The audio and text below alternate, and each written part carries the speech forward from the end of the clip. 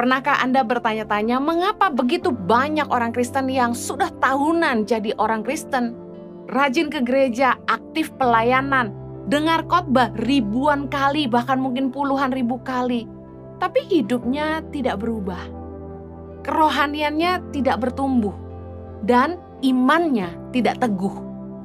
Jawabannya adalah ini. Kita akan baca sama-sama ciri-ciri kanak-kanak rohani. Yang pertama, suka ngambek. Ini kekristenan yang bantet. Ciri-cirinya adalah yang pertama, suka ngambek. Tidak bisa disegur. Kayak anak kecil ya, kalau dimarahin ngambek.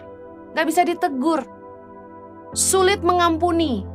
Mudah kecewa, mudah sakit hati, kepahitan. Rapuh, tidak kuat menghadapi tantangan. Mudah menyerah. Egois, selfish, self-centered, hanya mencari keuntungan diri sendiri. Kalau tidak menguntungkan dia tidak mau terlibat. Tidak mau berkorban. Pelit, tidak suka menabur. Itu salah satu kanak rohani. Kemudian ada yang fokusnya itu hal-hal yang tidak esensi. Kata firman Tuhan, persoalan-persoalan yang dicari-cari, persoalan yang bodoh. Yang jadi fokusnya adalah hal-hal yang gak penting, menghakimi orang. Bukannya mikirin apa yang esensi tapi yang gak penting. Lebih menuruti hawa nafsu daripada firman Tuhan. Gaya hidupnya masih duniawi, penuh kekhawatiran. Tidak ada perubahan hidup yang lebih baik, tidak berubah. Saya ketemu dengan orang Kristen yang dia cerita sama saya bahwa dia sudah ikut Tuhan cukup lama. Kemudian dia juga aktif pelayanan di beberapa komunitas. Tapi ketika dia berbicara kepada saya dan suami, saya bisa menangkap bahwa orang ini kanak-kanak. Masih kekanak-kanakan. Penuh kekecewaan, sakit hati. Penilaiannya sangat sempit. Kenapa bisa begitu? Sementara orang ini sudah dengar firman banyak, sudah pelayanan, dan sudah ikut Tuhan cukup lama. Ada hal-hal yang membuat seseorang menjadi mandul rohani. Rohaninya nggak bertumbuh.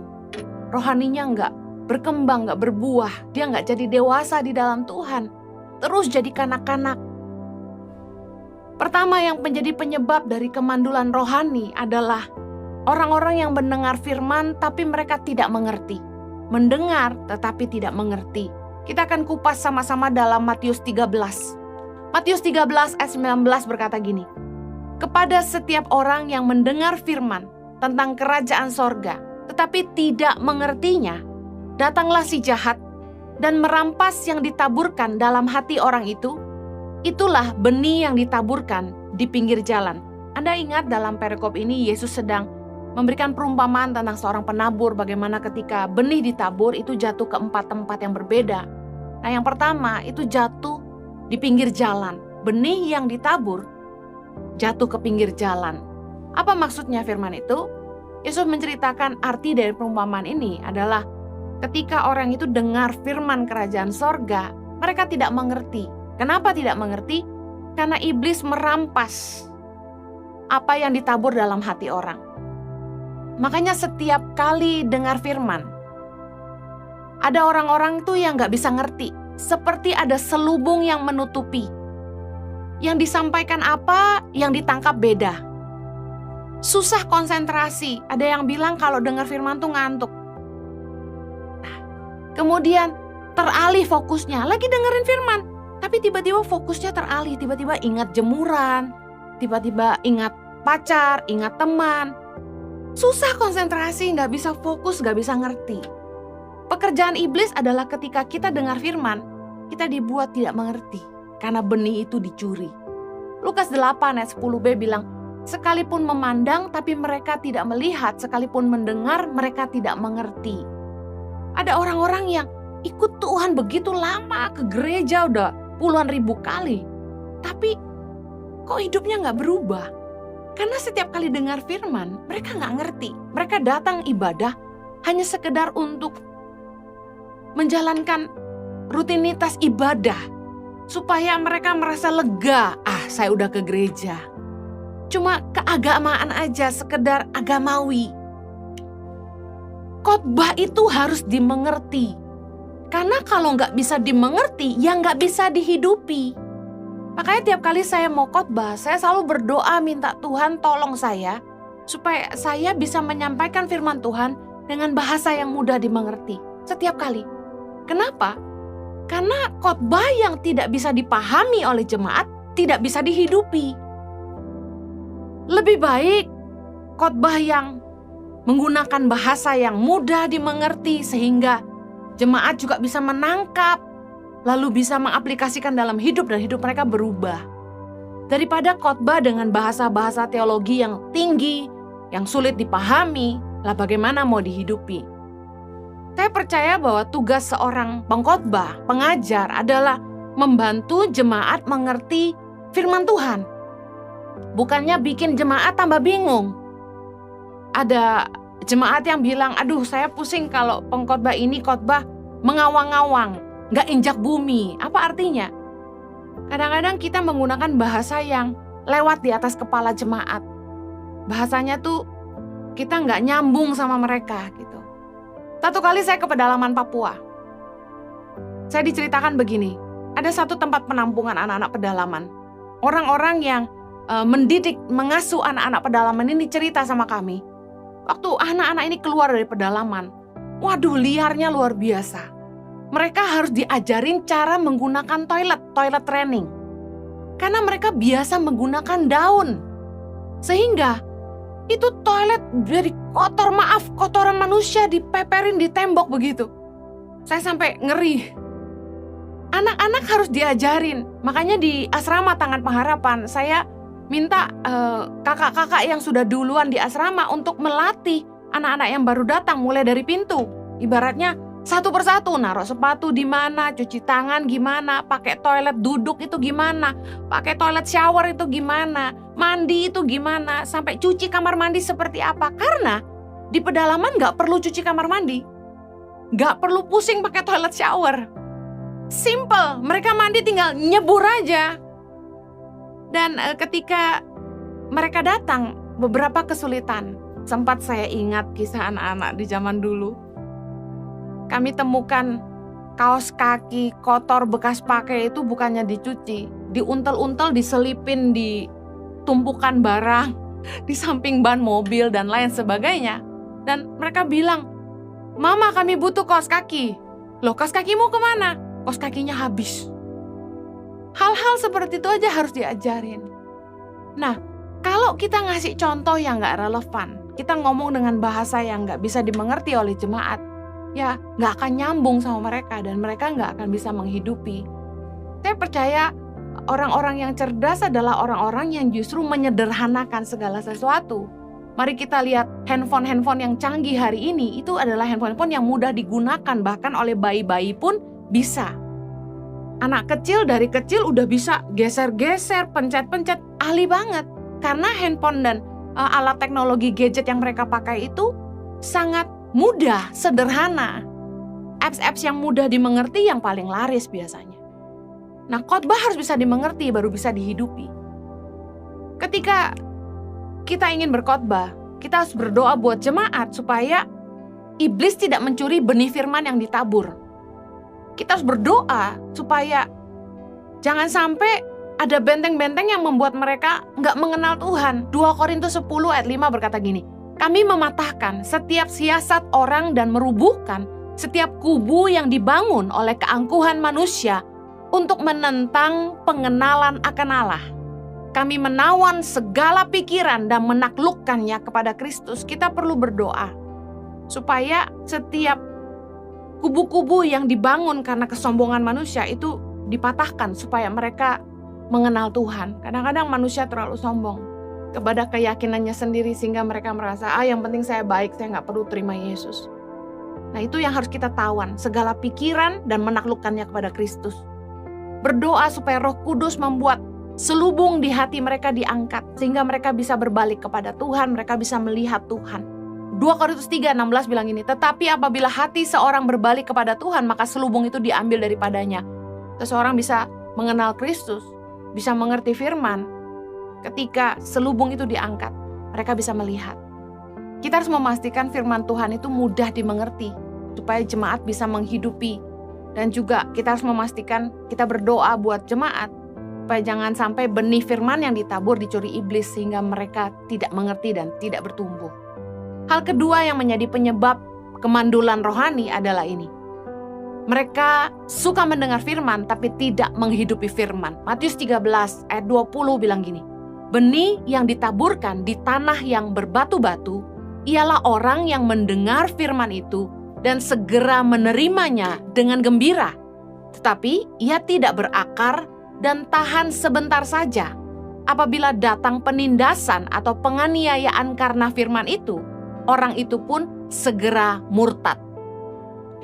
Ada orang yang kelihatan excited dengar firman Tuhan, senang sama pendeta, tetapi gak berakar. Cuma tahan sebentar aja.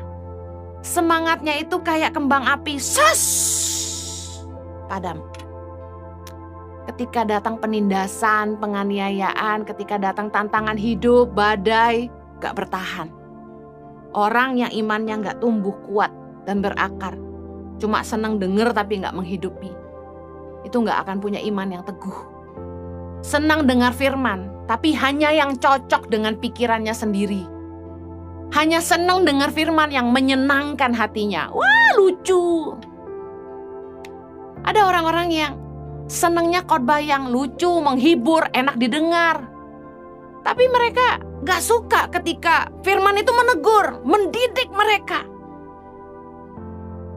Orang yang cuma senang dengar firman, tapi tidak sungguh-sungguh merenungkan dan melakukan firman, imannya gak akan kuat. Mudah diombang-ambing oleh rupa-rupa pengajaran. Ketika masalah datang, imannya mulai goyah.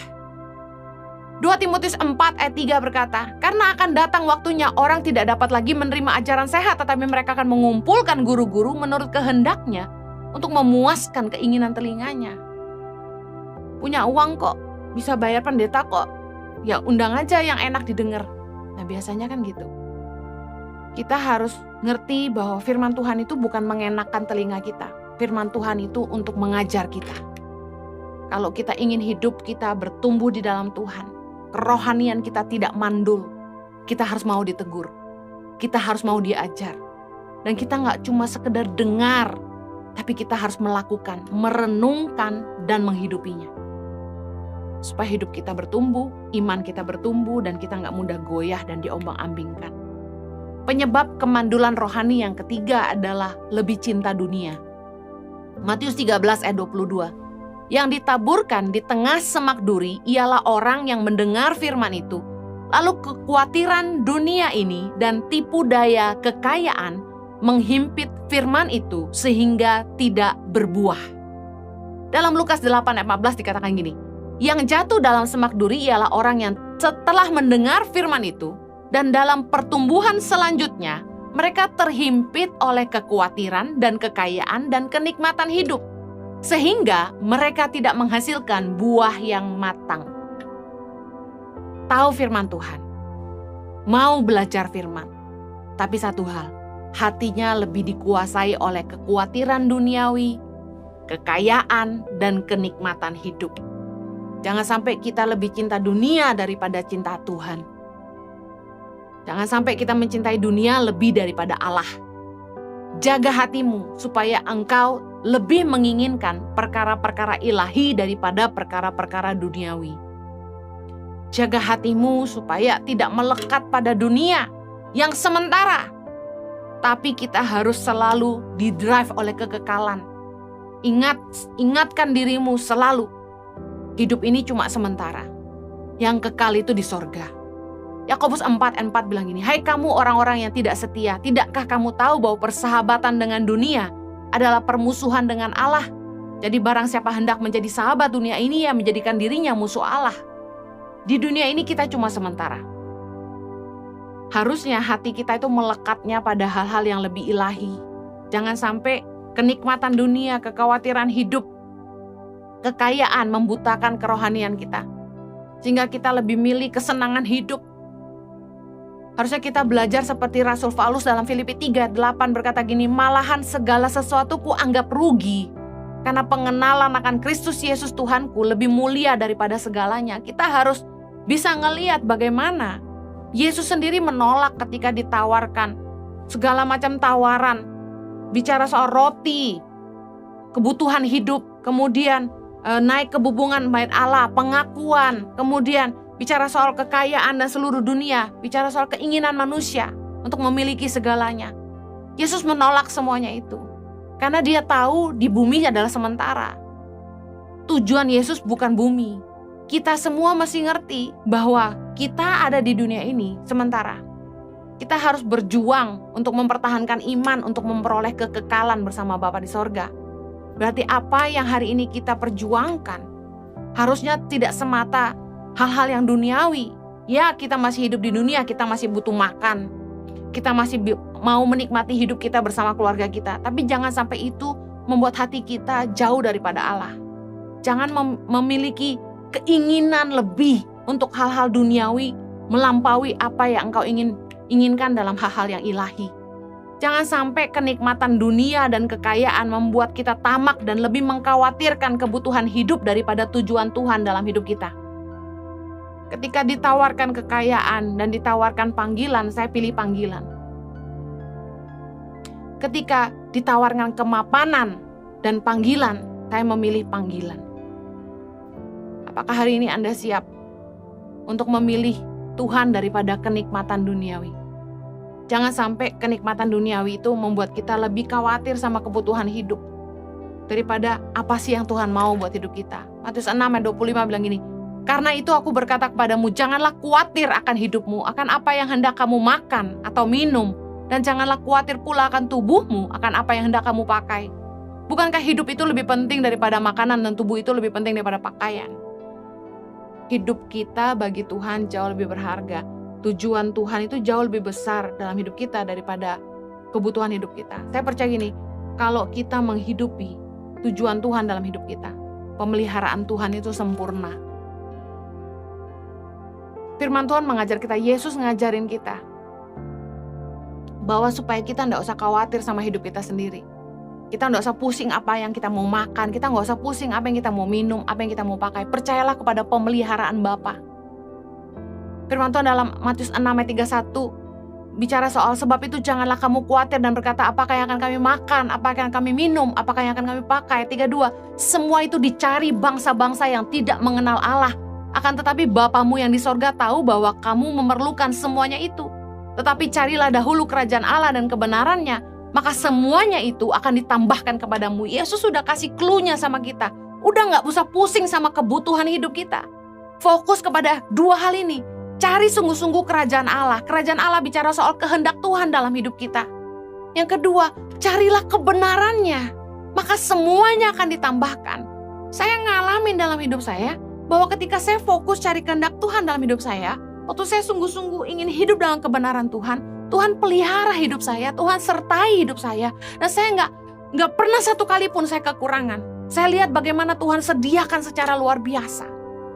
Jadi ketika fokus kita adalah kepada dunia, kita akan kehilangan fokus kita kepada hal-hal ilahi yang Tuhan sediakan bagi kita. Tapi ketika kita fokus kepada Tuhan, apa yang Tuhan mau buat hidup kita, kita kerjakan semuanya dalam kebenaran, kita akan lihat pemeliharaan Tuhan itu luar biasa. Ukuran kedekatan dan kedewasaan dalam hubungan adalah nilai kepercayaan. Ketika kita sudah mencapai sebuah kedewasaan dalam hubungan, kita sudah sangat dekat dengan seseorang, akan terbangun yang namanya nilai kepercayaan.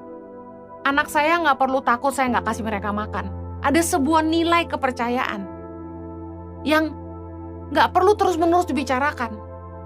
Mereka yakin mamanya sayang mereka, mamanya akan siapkan yang mereka butuhkan. Bahkan sebelum mereka minta, saya sudah siapkan. Tapi kalau kita masih sering khawatir, berarti kita belum benar-benar mengenal Tuhan. Berarti iman kita belum benar-benar bertumbuh di dalam Tuhan. Saya berdoa agar setiap kita mengerti dan menghidupi firman Tuhan, supaya hidup kita tuh berbuah. Matius 13:23 yang berkata gini, yang ditaburkan di tanah yang baik ialah orang yang mendengar firman itu dan mengerti. Dan karena itu ia berbuah. Ada yang 100 kali lipat, ada yang 60 kali lipat, ada yang 30 kali lipat. Benih firman Tuhan harus tumbuh. Artinya bisa dimengerti. Ketika kita dengar firman, firman itu harus tertanam dalam hati kita. Harus bisa tumbuh. Artinya kita bisa mengerti firman. Dan harus berbuah. Berbuah dalam apa? Dalam perilaku kita. Tingkah laku, perbuatan kita. Bisa dihidupi. Bagaimana kita memperlakukan orang lain. Bagaimana kita mengampuni orang yang bersalah kepada kita. Bagaimana kita belajar mengasihi Tuhan dengan melakukan firman-Nya. Saya berdoa gini. Setiap kali Anda dengar firman, Anda sungguh mampu memahaminya. Kemudian diberi hikmat sama Roh Kudus untuk menghidupinya. Dan ketika engkau berusaha mengerti, renungkanlah firman itu. Supaya dalam perenunganmu, Roh Kudus memberikan rema, memberikan contoh bagaimana menghidupinya. Itu yang saya alami dalam hidup saya, dan itu juga yang saya bagikan. 3 hal tadi yang menjadi sebab orang mandul rohani. Yang pertama, karena mereka tidak mengerti. Yang kedua, karena mereka hanya senang mendengar tapi tidak melakukan. Yang ketiga, karena mereka lebih cinta dunia. Hati-hati jangan sampai 3 hal ini terjadi, sehingga kita tidak jadi orang Kristen yang bantet, yang imannya nggak bertumbuh, yang hidupnya masih penuh dengan kekhawatiran. Tanda kanak-kanak rohani, selalu khawatir sama hidup, tidak tahu bersyukur. Tapi kedewasaan hubungan sama Tuhan adalah pengertian, pengenalan akan Tuhan, dan kita punya nilai kepercayaan kepada Tuhan, sehingga kita tidak pernah ragu akan penyediaan Tuhan dalam hidup kita. Saya ingin tutup dengan hal ini. Kenapa seringkali orang Kristen ketika masalah datang mereka jadi goyah, lemah, menyerah? Karena mereka enggak tertanam, bertumbuh, dan berbuah. Mereka enggak sungguh-sungguh berakar dalam firman Tuhan. Matius 7 bicara soal 2 macam dasar, ayat 24. Setiap orang yang mendengar perkataanku ini dan melakukannya, ia sama dengan orang yang bijaksana yang mendirikan rumahnya di atas batu. Kemudian turunlah hujan dan datanglah banjir, lalu angin melanda rumah itu, tetapi rumah itu tidak rubuh sebab didirikan di atas batu. Saya mau ulangi. Dikatakan oleh Yesus gini, setiap orang yang mendengar perkataanku ini dan melakukannya. Ini kuncinya. Kalau kita ingin iman kita bertumbuh, kita nggak cuma dengar firman, tapi kita harus merenungkan dan melakukan. Kalau kita nggak ngerti, renungkan terus sampai Roh Kudus bicara. Dan berusaha hidupi. Dan kebanyakan kita, begitu masalah datang, kita ngerti firman, tapi kita gagal melakukan. Contoh, waktu ada orang datang mau hutang sama kita. Kita kesal sama saudara kita ini, karena dia udah hutang terus tapi nggak pernah bayar. Tapi firman Tuhan berkata gini, janganlah menahan dari orang yang ingin meminjam daripadamu. Sementara kamu punya, kamu bisa menolong dia.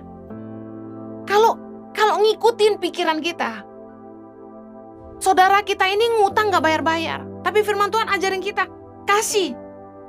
Apa yang kita lakukan? Contoh, ada orang datang, ada saudara yang datang sama saya mau pinjam 50 juta. Saya bilang, maaf, saya gak bisa kasih kamu segitu. Saya akan bantu kamu 5 juta aja. Saya kasih pinjam ini, kamu pakai aja. Kembalikan kalau kamu bisa. Tapi ketika saya katakan itu, sebenarnya saya sedang didik dia supaya dia tahu ini dia pinjam. Dia hanya kembalikan kalau dia bisa, nggak ada tekanan kapan. Tapi dalam hati saya tulus memberikannya. Seandainya pun dia nggak bisa ganti uang itu, seperti yang sebelum-sebelumnya, saya nggak masalah. Kalau kita ngikutin perasaan kita nggak akan taat sama firman Allah. Seringkali kita kalah sama pikiran kita sendiri, sehingga kita gagal menghidupi firman Tuhan. Ketika ada orang yang merugikan kita, kata firman Tuhan, kita nggak boleh balas jahat dengan jahat. Tapi kalau kita pakai emosi kita akan cari gara-gara sama orang yang jahat sama kita itu. Kita akan ributin dia juga. Padahal firman Tuhan katakan gini, kejarlah perdamaian dan berusahalah mendapatkannya. kita harus berusaha hidup damai dengan semua orang. Ketika orang jahat sama kita, harusnya firman Tuhan ini jadi rema. Sehingga kita menguasai diri, udah gak usah marah, sudah gak usah balas. Udah ampuni aja. Selesai. Seperti itu menghidupi firman. Sebenarnya gak sulit, cuma butuh ketaatan aja. Nah, ini yang terjadi kata Yesus. Datanglah hujan, datanglah banjir, lalu angin melanda rumah itu, tetapi rumah itu tidak rubuh, sebab didirikan di atas batu. Ayat 26, Matius 7:26. Tetapi setiap orang yang mendengar perkataanku ini dan tidak melakukannya, ia sama dengan orang yang bodoh yang mendirikan rumahnya di atas pasir.